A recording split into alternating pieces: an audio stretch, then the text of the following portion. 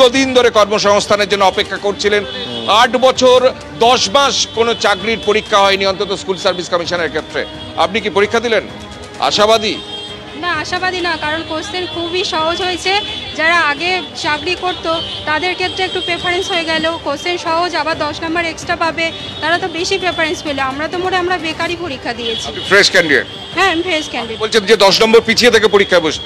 না, 10 নম্বর তারা তো এক্সট্রা পাবেই, কিন্তু আমরা যে পরীক্ষা দিয়েছি সে পরীক্ষা প্রচুর সহজ হয়েছে, কোশ্চেন প্রচুর সহজ, তো তাদের ক্ষেত্রে তো ইজি, তারা তো অলরেডি সেই নাম্বারটা পাবে, উল্টে আবার 10 নম্বর তারা পেয়ে যাচ্ছে, কিন্তু আমরা তো সেটা পাবো না। সেক্ষেত্রে আমাদের ক্ষেত্রে সুযোগ খুবই কম, আমার যেটা মনে হয় পার্সোনালি। নতুনরা একটা অভিযোগ করছেন যে তারা যেহেতু 10 নম্বর পাবেন না, অভিজ্ঞতার 10 নম্বর, এবং প্রশ্নপত্র যেহেতু সোজা হয়েছে তারা দাবি করছেন, স্বাভাবিকভাবে তারা পিছিয়ে থাকবেন, অর্থাৎ যোগ্য যারা তারা এগিয়ে থাকবেন। এক আশা এবং নিরাশার এই দোলাচলেই পরীক্ষা দিয়ে যারা বেরোচ্ছেন তাদের অভিব্যক্তি আমরা খুঁজে পাচ্ছি।